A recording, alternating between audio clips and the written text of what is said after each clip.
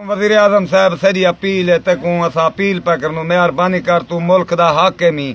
इजे न रला किरकटी जरे कुकणी दे शोर में पीवन कुकणी खावन मद्या खात वेंदन उबासिया देने पान बैच मरंदे आइन ठोक ठोक वा तू छेक त रखे थी तेरा 14 बे बेचन तू एक उचती वेसन बे 13 के दे वेसन महिरबानी कर असा इन्ने को बरतरफ कर असा तेरे को हाथ बधने पियो गवर्नमेंट दी तनख्वाह हराम ना कर जा असा गरीबे को वाजदे इन्ने दी 25 लाख तनख्वाह होती तकरीबन एक दी मुल्क तबाह ना कर क्रिकेट पहले तो बना तेरे नहीं जीतदे आज तक एक सदा दुश्मन टीम नाल मुकाबला दूजे इन्ने सदा नक कपवाया सा इन्ने को देखण वास्ते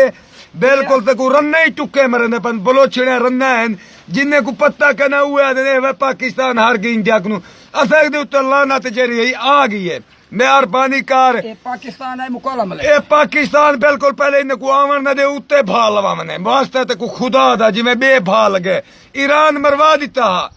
उन्दे किरकटी हार गए नु मरवा दिता इन्ने को तू ही मरवा दे सारे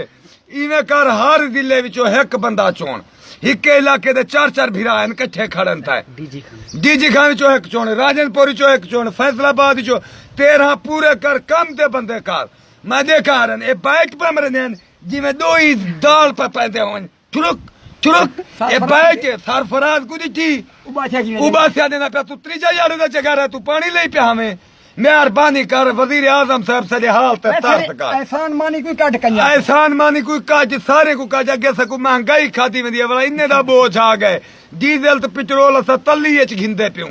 गादी दे पावण दा काई नहीं मेहरबानी कर इन्ने कोई काज शुक्रिया।